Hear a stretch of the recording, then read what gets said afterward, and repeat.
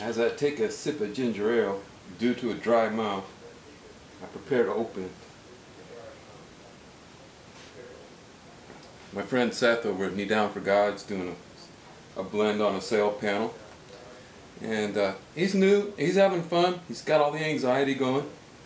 He makes a lot of videos for us, so I was going to make one back especially kind of for him, but anybody who can get something out of it, get yourself a pop, as my friend would say, because it's going to be a little longer than the usual 5-minute update. Here's what's going on with the projects. Everybody knows about Scotch Brite. The red Scotch Brite is equal to 400 grit scratch. 400 grit scratch. The ultra fine is going to be the gray one, and it's equal to 1200 grit, 800 to 1200 grit scratch is what it'll work into a pound. Dry. What I do is work wet as often as possible. I'll show you some tricks today. Talk about a blend bridge. Blending bridges, falling down, blend bridge. And I've already prepped this panel and started masking it. But over here on this panel, nothing's happened yet. Nothing's happened except for the bodywork, of course. The primer's been on there. 400 a guide coat. So I know my primer's nice and level, straight, is ready to paint, theoretically. The only problem we have is there's a cutoff here for the color to stop when I come with color. But there's no real stopping point till we get way over to here. Hope the camera's seeing that. There's a line up here, and I don't want to disturb this color area really if I don't have to. So the challenge then is to find the thinnest place where you could do a blend or do a stop in the clear. I kind of prepped it all the way, and now I'm having second thoughts about where the biggest part or chance for color difference is going to be. I'm going to put a blend on this one this time. It's kind of neat. I can actually sponsor the tape, sponsor the plug, sponsor the YouTube. You know, the computer's got to plug into the electricity, and the project here will fund that electricity to bring you this video. So, almost like those ROT classes. This is somebody else's scooter. It's not my scooter, but we're going to make it like brand new again. They had a little accident there. Okay, not to go on too much, try to get some meat in this one for you. First thing I'm going to do is I'm going to wet my panel with plain water past where I want my blend to be. Now if this is the roof of your car and this is your sail panel right here, or if this is your pinstripe, where you got that hard pinstripe that kind of stops and there's that little bit of paint area that doesn't have a place for you to mask all the way, and you gotta have an open blend, it's called, open blend. I'm gonna wet it past there. Just as good. This is probably the best wax and grease remover on the planet. This stuff right here, will that show it? That's Ajax. You've seen this all your life. This is still your friend. When I was a little kid, I was washing the neighbor's car because I was saving money to buy a BB gun. And I went home, I got some Ajax and an SOS pad to get the tree sap off this car. And when my dad saw me across the street, he yelled, "What the hell?" He yelled, "What are you doing? You're gonna knock all the gloss off it." And I said, "Yeah, but look how clean it's getting. It's getting it nice and clean, but all the shine was gone." I had all these spots on the neighbor's car, and they all understood, and it blew over. But I never forgot it. Never forgot it. So I learned a valuable lesson. Never, ever use Ajax on a car when you're washing it. Whole different ballgame when you're painting it. This is the best wax and grease remover on the planet. Most wax and grease really is in the lead. When they were putting them together, that lead had wax. They used wax to work the lead, and they needed a way to get the wax off the lead to make the paint stick, primer stick. That's another subject. Today we're going to get this thing ready for a blend, and we're going to do it quick. So like I was saying, I'll use the old-fashioned way. Ajax and a gray Scotch Brite pad. Okay? I know that's going to take the grease off it, and it's going to dull it down, It's going to give me enough tooth for my clear to stay, yet it's not going to scratch it up so much that it won't buff out later. Okay, get the idea? So I brought it up to this line over here. I just kind of cleaned this whole panel. I'm still undecided where I'm going to actually paint to, because I do have a hard line up here, but I want to show how to do a blend here. And I'll probably do that blend, because I don't want to interrupt the color like I said over here. Even clear will darken a color, just like when you spray water on an old faded car. You spray water, put clear on faded clear, and it's going to brighten it up, and the color is going to be a little different panel to panel. You may do painting a silver car, you got your door damaged, you put your silver on, you blend your silver into the next door panel, blending down, pull the eye.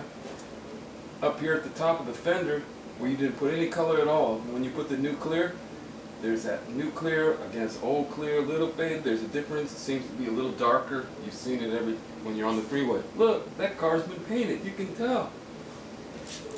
So that's why you usually got to paint the whole side of the silver light car. Anyways, back to this part. I want to get some meat in this video. I'm using a gray scuff pad, an Ajax, and water. I'm going to a little body line under here. I'm going to where my blend is going to be, and a little bit beyond it. A lot of bit beyond it. That's okay, it will buff out. This could actually, if I got the buffer, I could bring the luster back right here. I've already prepped this panel, but I wanted to go through the motions so you can see what's up. I'll put a link at the bottom with the rest of the project. If you'd like to see it, it'll be there longer and much more entertaining. Okay. This is what you're really supposed to use, and it's called Final Sand Paste. You've seen it in some of the other videos, and you use it with a sponge backed. It's a different kind of scuff pad.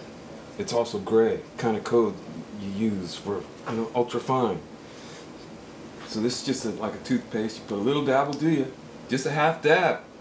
Put a half dab on it. This is still just as good. No red Scotch-Brite for a blend area. Alright, no more red Scotch-Brite. Get that far away. Half dab. Put it on you a half dab later. Okay, so this is that final prep paste. Again, past my area. You can hear it chewing on there. I'm putting some bite for my clear. The clear needs something to hang on to. You gotta get it everywhere. You gotta give it tooth everywhere, especially where you're gonna blend. Because that's where the clear's gonna get thinner and thinner. It's gonna make the most trouble. Okay?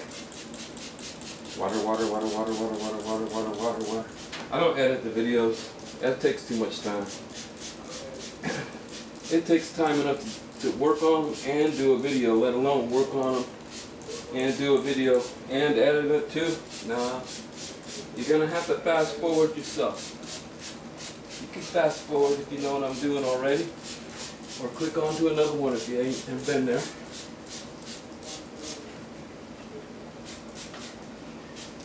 Okie dokie, okie dokie, okie dokie. Lots of water, lots of the time. Lots of water, lots of the time. Oh, I gotta get my little towel. I'm gonna back tape that panel. I'm gonna move the camera so you can get a good idea what the blend bridge is really about. This came to me all the way from Australia. This is a tea towel. Hats off to my buddy Ziggy out there in Australia. I think he's somewhere, I don't know, is it kangaroos? The emulators? Koala bears. Alright, enough fun. Gonna mention the word back taping. I'm just drying off. Excuse me, drying off behind this panel here. So my tape will stick. Found the edge of a panel. And I'm gonna back tape it on purpose. It's dripping wet. I'm still monitoring how the water's sheeting off. I'm watching how that water sheets off there. All I'm going to use before paint is water. and rinse and rinse and rinse. And I can watch how the skin of the water breaks. Now for some back taping. What is back taping? Back taping is when you tape from the back. Oh yeah. From behind. From back there. And I'm going to put half the tape hanging out in midair. See it? Half the tape in midair. And I can lock it back there. Oops.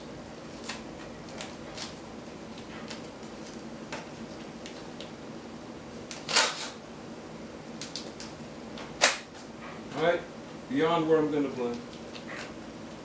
And there's a hole coming through here. I'm going to take just to keep the overspray from flying up in the hole, finding its way around under the tape somewhere else. There's a hole right down there. Cover goes. I'm going to back tape the hole. See that? Back tape.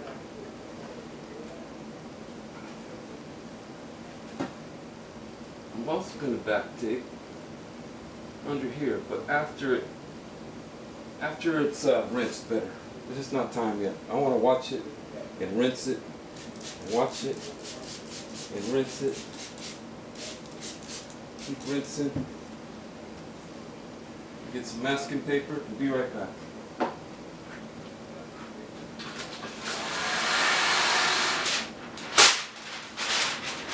It's almost time to move the camera. Alright, here you go. I'm not going to tape it this way, though I could, and then roll it out that way. Watch that. I'm going to just tape right to the sticky tape, tape to sticky tape, sticky to sticky, really easy. See how hard I'm working? It don't look like I work hard, but the way that I work hard is I just don't stop. This stuff just keeps rolling. That's hard work. You can do one. Try to just do one that lasts for 30 years. It's like it's to be the same thing. That's where YouTube comes in and helping other people really help me. Watch this. You watching? That's how you back tape. Back tape it. Alrighty? Now remember, dust and stuff is going to settle in here before you paint. So when you go to clean up for paint, you want to be sure you blow the dust out of here. Hit this with an air gun. Get whatever dust wants to get moving, and out of there early. Okay, back on track here. I'm going to move the camera to get a better idea where we're going to blend here. I want to get it in there close.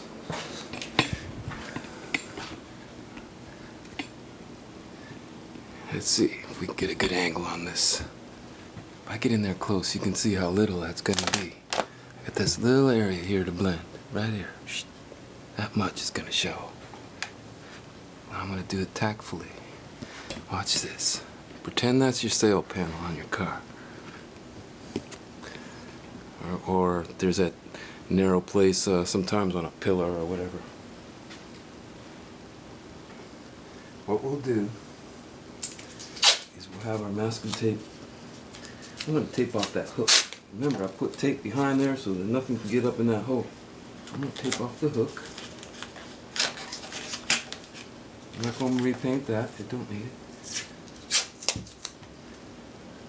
Okay, see our blend area? See how skinny? The skinniest part. I got some 3M door aperture tape here. I'm a little bit rushed for the video, but that's okay. Now this foam tape lets the paint bounce around and not form a hard edge in here either.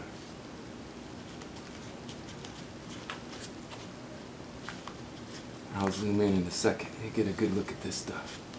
It's got a little sticky strip on there. Comes on there.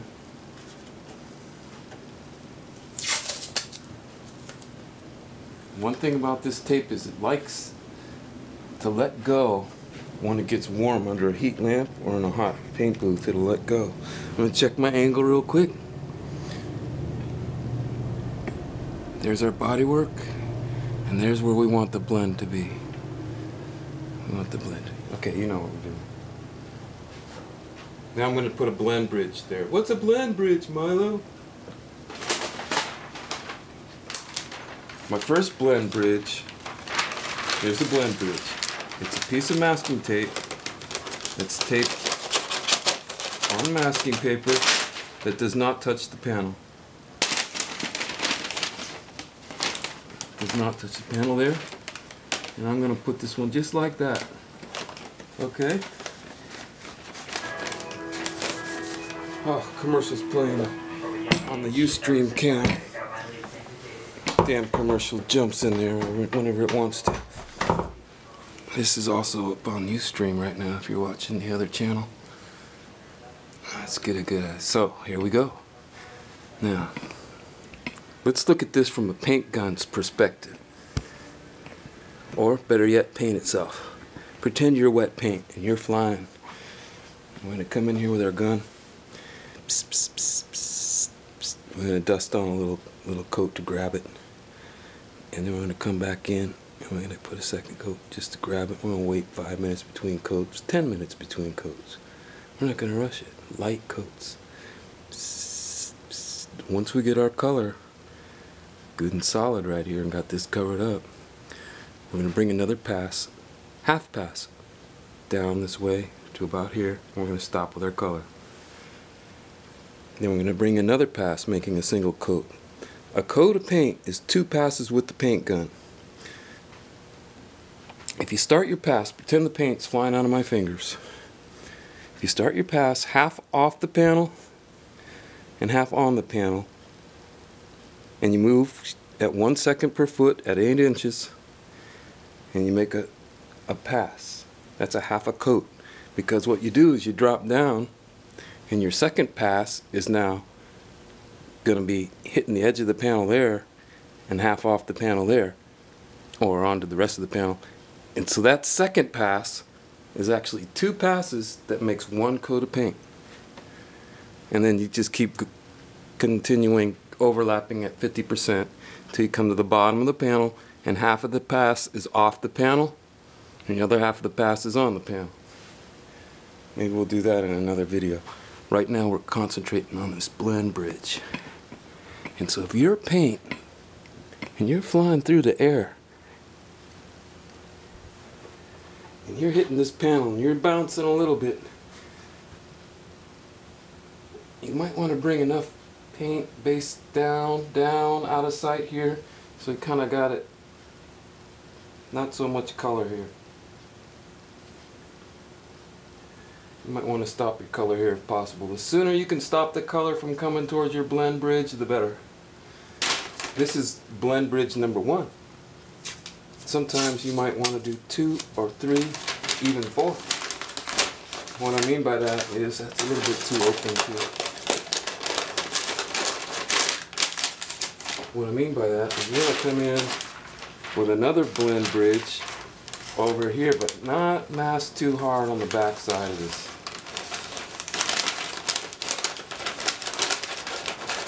See how I did that? And then maybe even a third blend bridge. Let's go get a regular piece. So I've done the whole spiel for you.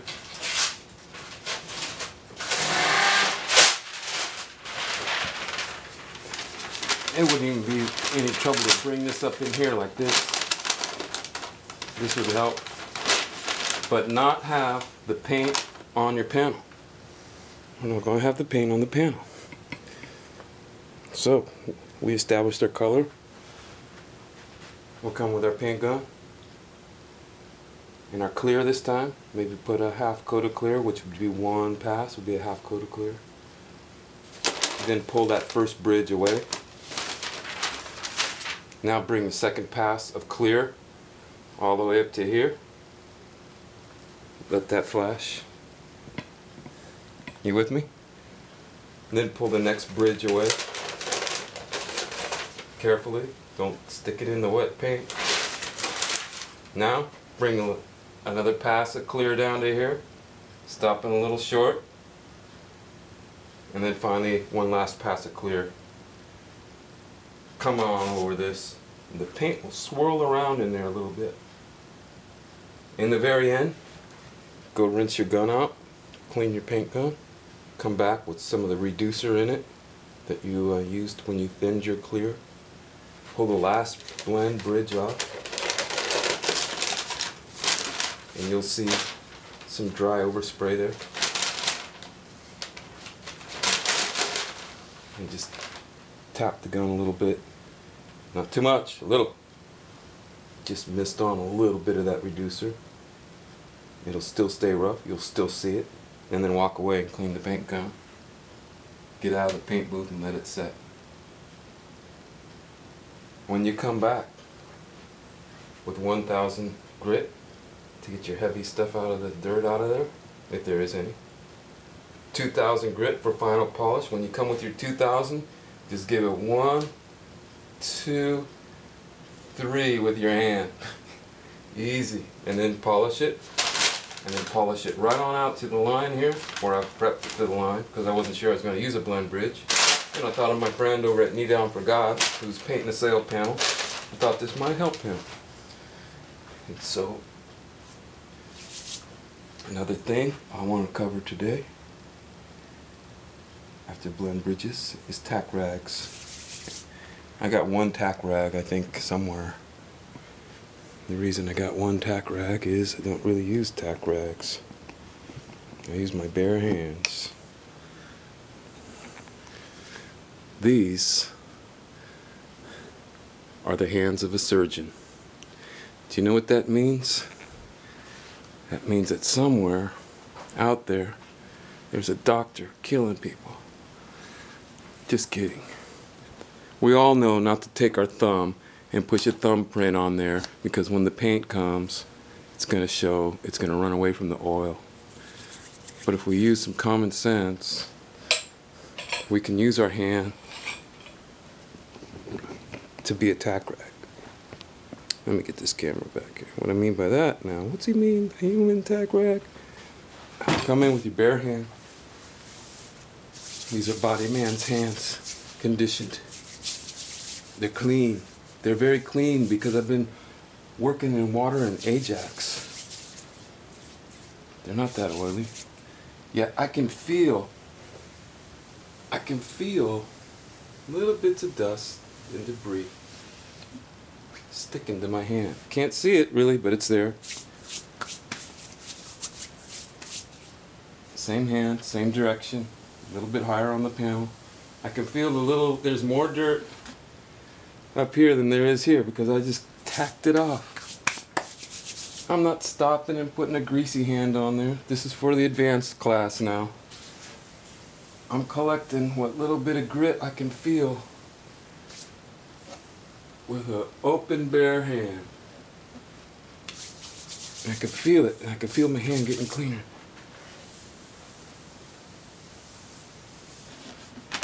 I would have no problem painting right on this right here. Right now. If I didn't do what I just did with my bare hands, we'd get little bumbly questions. But this panel is ready for paint, for base color, just like that. No big expense. I got a tack rag somewhere in a Tupperware little thing, keep it nice and clean for those special occasions. But for the most part, I'd be ready to shoot that panel just like that. I got some other pieces that are gonna get set on a stand, but I might hold it near the panel as I shoot so that I get that grace of metallic going the same way on both panels, panel to panel. This video's about blend bridges, about giving your clear some tooth to grab onto. It's about Scotch-Brite. It's about blending on a sail panel. Now the car that Seth is working on has a pinstripe down by the deck lid. So essentially, he's got a pinstripe Let's pretend this is a pinstripe on the car. He's got a pinstripe that he needs to mount right up to hard on that pinstripe set. Actually, it's kind of this way on your car, where you got that little bit between the tail light and the pinstripe. This is what you want to do there. Now I know you're an auto mechanic and you get a lot of oil on your hands, so maybe for you a tack rag would be the right thing to do. But as I try to end all my videos with finding out what the next best thing to do is and then do it, I'm just going to leave you with do the right thing. Because you guys know it's the right thing to do. Okay, I know it's a little longer, but there was some meat on there that had to be on there. And lighten up, we'll talk to you later.